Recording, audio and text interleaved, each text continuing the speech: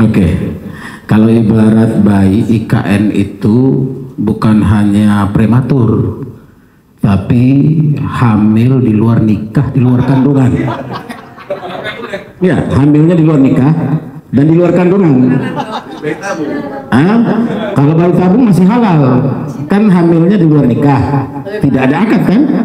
Karena dibuat ujuk-ujuk. Waktu kampanye dulu perasaan nggak ada program IKN, ya kan? Tiba-tiba ada kan? Berarti kan ada sesuatu, berarti ada akad di luar akad.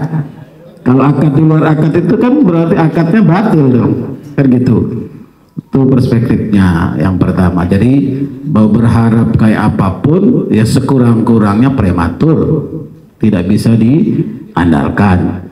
Tapi kalau ini efeknya pembangunan Indonesia, kita bersyukur juga gitu, supaya Kalimantan, saya pernah lama di sana, bahkan itu IKN sekarang itu tempat latihan ceramah dulu Bang.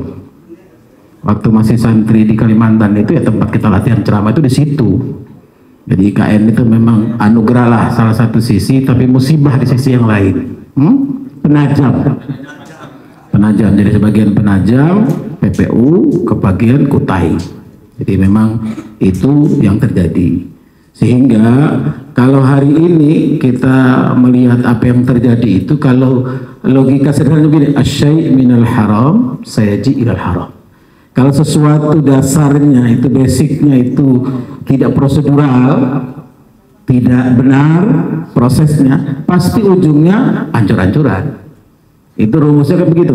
Sesuatu yang tidak di awal, apalagi ketika ini terjadi merusak satu spirit luar biasa yang disampaikan oleh ajengan dari Bandung tadi kan.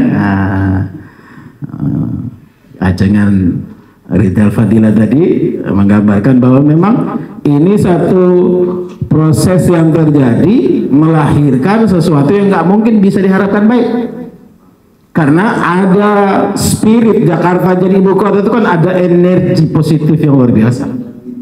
Tiba-tiba kemudian diangkut, kemudian tiba-tiba dipindah dengan, kalau konsepnya matang masih mending. Kalau Kuala Lumpur pindah ke Putrajaya yang kita bisa jalan kaki kan dari Putrajaya ke Kuala Lumpur ke Putrajaya bisa jalan kaki, itu aja nggak kelar-kelar. Gimana yang sejauh itu berubahnya, sejauh itu berpindahannya. Teman-teman kita para sosiolog itu puluhan orang pernah melakukan penelitian di lapangan, menunjukkan bahwa ternyata ketika mereka berada di lapangan melihat segala macam dan studi, ternyata butuh 35 tahun untuk sebuah rancangan, belum jadi ibu kotanya, untuk sebuah rancangan membangun ibu kota. Jadi kalau ini belum apa-apa sudah merencanakan seolah-olah 17 Agustus 2024 itu ibu kota sudah pindah, emang siapa yang mau ke sana gitu? Siapa yang mau tinggal di sana? Apakah dengan tawaran rumah 14 miliar kemudian para menteri pindah? Belum tentu. Rumah Kalibata aja masih banyak dikontrakin tuh, ya kan? Rumah para anggota dewan kita yang harusnya juga rakyat tahu bahwa banyak loh rumah di Kalibata itu dikontrakin. Itu harus dicek itu.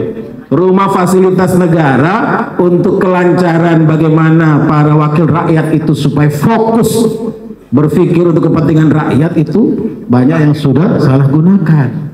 Gimana kalau yang jauh di sana yang nilainya sampai 14 miliar satu rumah, nggak kebayang gitu.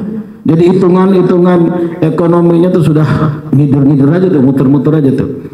Jadi apa yang terjadi hari ini memang sudah diperkirakan bahwa ternyata lebih cepat. Bahwa ini juga harus dibuktikan. Ketika gagal nggak boleh di stop. Bahwa yang selama ini mengatakan sudah ada, silakan di Google, silakan dicek, ada investor asing, ada investor ini, ada investor itu. Mana? Sekarang kenapa gagal? Kenapa nggak jadi?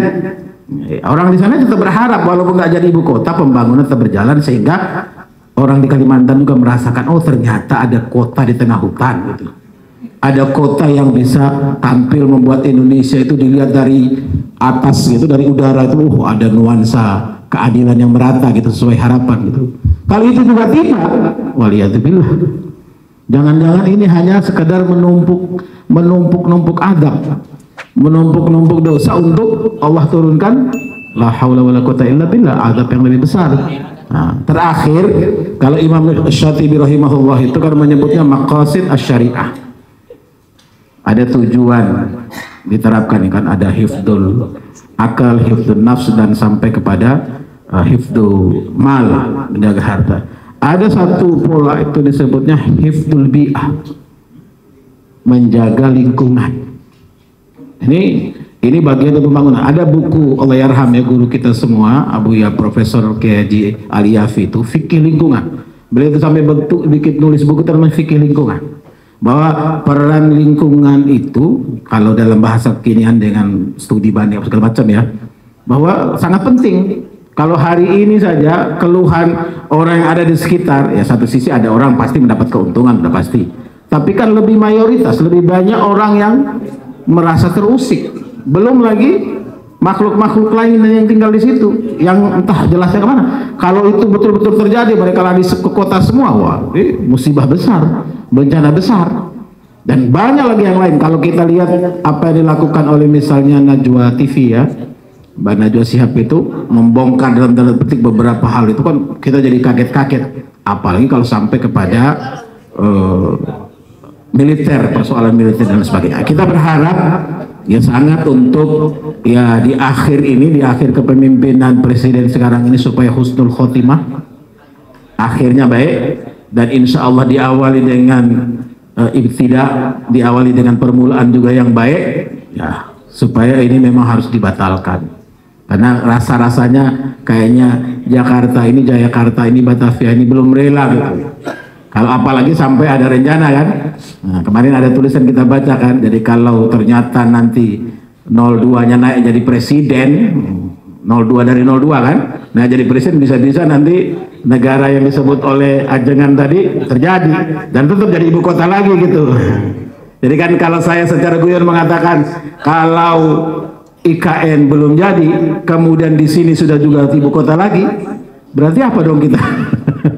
Walaupun tetap nunggu Perpres kan ujungnya. Tapi sampai kapan? Apakah 30 tahun lagi 5 presiden kemudian akan tanda tangan pemindahan ibu kota? Sementara DKJ sudah diresmikan dengan struktur dan perubahan-perubahannya. Jadi tentu kita berharap dukungan para pihak, para ulama, para tokoh, saudara-saudara kita di Kalimantan jangan berkecil hati. Kita menolak bukan karena tidak mau ada pemerataan pembangunan, tidak mau ada pembagian kue, keseimbangan, tetapi hanya semata-mata untuk perbaikan dan kebaikan kita bersama ke depan. Pembangunan tidak mesti dengan pindah ibu kota. Pemerataan pembangunan tidak mesti dengan pindah ibu kota. Tapi penegakan keadilan, penegakan hukum, penegakan aturan dengan sebaik-baiknya, insya Allah semua berfungsi dengan baik, maka berjalan dengan baik. Maka wakil-wakil daerah, khususnya di Kalimantan, penopang, Kalimantan Timur, Selatan, Utara, itu menyuarakan betul.